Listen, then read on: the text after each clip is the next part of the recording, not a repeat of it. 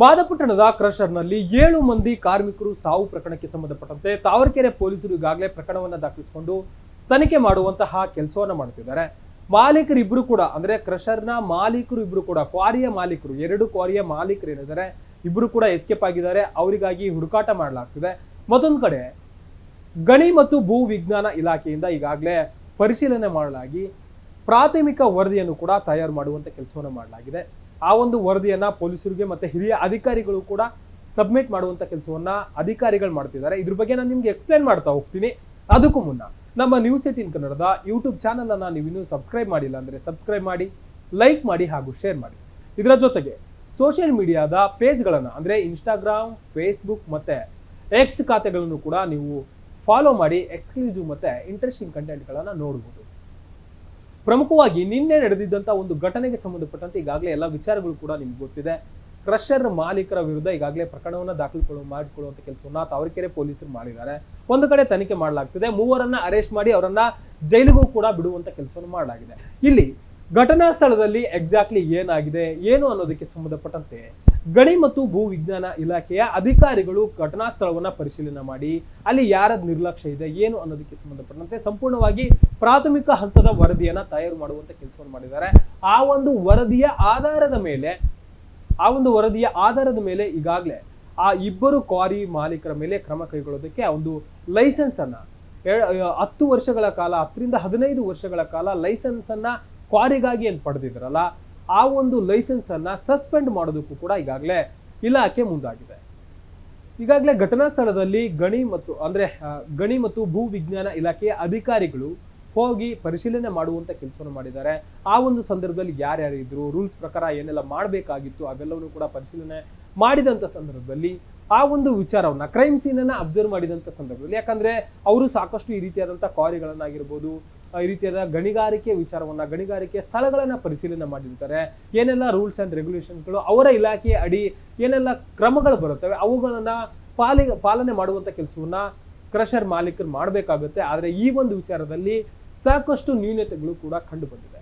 ಅಂದ್ರೆ ಇಲ್ಲಿ ಬ್ಲಾಸ್ಟ್ ಮಾಡದೇ ಇದ್ರೂ ಕೂಡ ಬ್ಲಾಸ್ಟ್ ನ ನಂತರವೂ ಕೂಡ ಅಥವಾ ಬೇರೆ ಕ್ವಾರಿಯ ಕೆಲಸಗಳು ನಡೆಯುವಂತ ಸಂದರ್ಭದಲ್ಲಿ ಮ್ಯಾನೇಜರ್ಗಳಾಗಿರ್ಬೋದು, ಸಂಬಂಧಪಟ್ಟಂತ ಅಧಿಕಾರಿಗಳಾಗಿರ್ಬೋದು ಮತ್ತೆ ಮಾಲೀಕರು ಏನೆಲ್ಲ ಕ್ರಮವನ್ನು ವಹಿಸಬೇಕು ಅದರಲ್ಲೂ ಕೂಡ ಅಲ್ಲಿ ಕೆಲಸ ಮಾಡುವಂತ ಕಾರ್ಮಿಕರ ವಿಚಾರವಾಗಿ ಯಾವ ರೀತಿ ಕ್ರಮಗಳನ್ನ ಸುರಕ್ಷತಾ ಕ್ರಮಗಳನ್ನ ಯಾವ ರೀತಿ ತೆಗೆದುಕೊಳ್ಬೇಕು ಅನ್ನುವಂಥದ್ದನ್ನ ಮುಖ್ಯವಾಗಿ ರೂಲ್ಸ್ ಅಂಡ್ ರೆಗ್ಯುಲೇಷನ್ಸ್ ಗಳನ್ನ ಲೈಸೆನ್ಸ್ ನಲ್ಲೇ ಕೊಡಲಾಗಿರುತ್ತೆ. ಜೊತೆಗೆ ಒಂದಷ್ಟು ನೋಟಿಸ್ಗಳಾಗಿರ್ಬೋದು ಪ್ರತಿಯೊಂದು ಬಾರಿಯೂ ಕೂಡ ಅಧಿಕಾರಿಗಳು ಅವರಿಗೆ ಹೇಳುವಂತ ಕೆಲಸವನ್ನ ಪರಿಶೀಲನೆ ಮಾಡುವಂತ ಕೆಲಸವನ್ನ ಭೂ ವಿಜ್ಞಾನ ಅಧಿಕಾರಿಗಳು ಮಾಡಬೇಕಾಗುತ್ತೆ, ಗಣಿ ಮತ್ತು ಭೂ ವಿಜ್ಞಾನ ಅಧಿಕಾರಿಗಳು.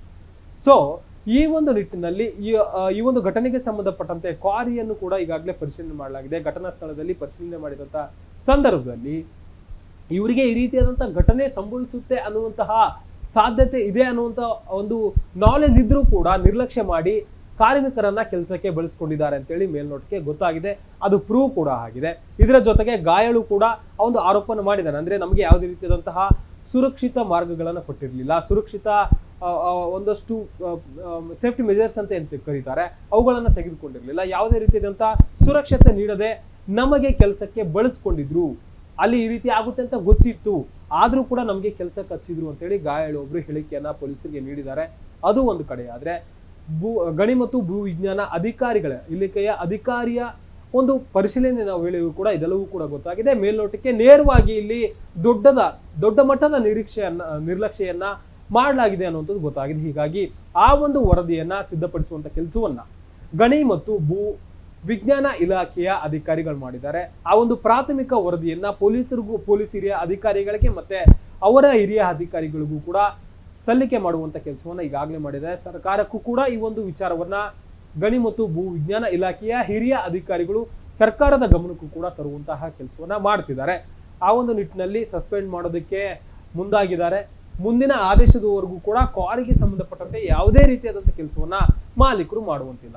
ಇದು ಒಂದು ಕಡೆ ಆದ್ರೆ ಮತ್ತೊಂದು ಕಡೆ ತಾವರೆಕೆರೆ ಪೊಲೀಸರು ಈಗಾಗಲೇ ತನಿಖೆ ಮಾಡುವಂತ ಕೆಲಸವನ್ನು ಮಾಡ್ತಿದ್ದಾರೆ.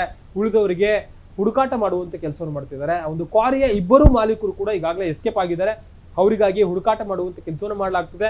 3 ಜನ ಆರೋಪಿಗಳನ್ನ ಅರೆಸ್ಟ್ ಮಾಡಿ ಅವರಿಗೆ ಜೈಲಿಗೆ ಕೂಡ ಬಿಡಲಾಗಿದೆ. ನ್ಯಾಯಾಲಯಕ್ಕೆ ಹಾಜರುಪಡಿಸಿ ಅವರನ್ನ ಜೈಲಿಗೆ ಒಪ್ಪಿಸಲಾಗಿದೆ.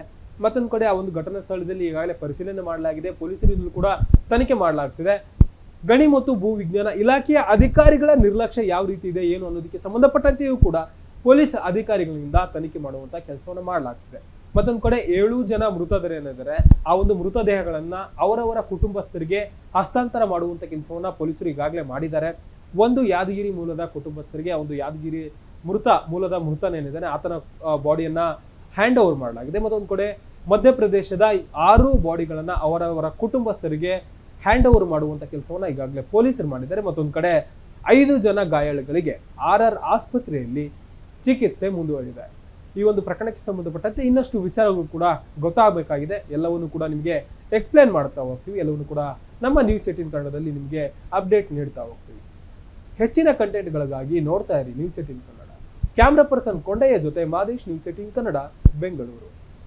ನಿರ್ಭೀತ, ನಿಷ್ಪಕ್ಷಪಾತ, ವಿಶ್ವಾಸಾರ್ಹ ಸುದ್ದಿಗಳಿಗೆ ಮತ್ತೊಂದು ಹೆಸರಾಗಿರುವ News18 ಕನ್ನಡ ಈಗ ಆಪ್ನಲ್ಲೂ ಲಭ್ಯವಿದೆ. ದಯವಿಟ್ಟು ಇಲ್ಲಿರುವ QR ಕೋಡ್ ಅನ್ನು ಸ್ಕ್ಯಾನ್ ಮಾಡಿಕೊಂಡು ಆಪ್ ಡೌನ್ಲೋಡ್ ಮಾಡೋದಕ್ಕೆ ಮರಿಬೇಡಿ. ನಿಮ್ಮ ಬೆಂಬಲ ಹೀಗೆ ಸದಾ ನಮ್ಮೊಂದಿಗಿರಲಿ. ಧನ್ಯವಾದ.